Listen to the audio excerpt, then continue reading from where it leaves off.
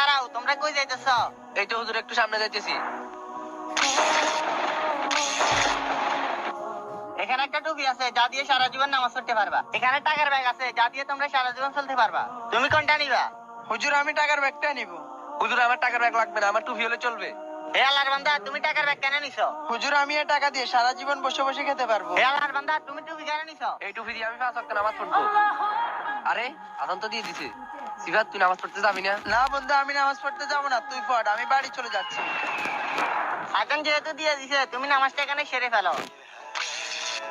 এই নাও, এটা দিয়ে এখানে নামাজটা পড়ে নাও।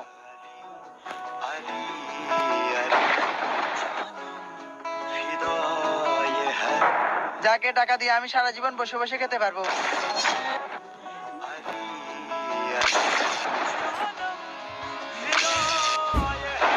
আরে হুজুর কোথায় গেল?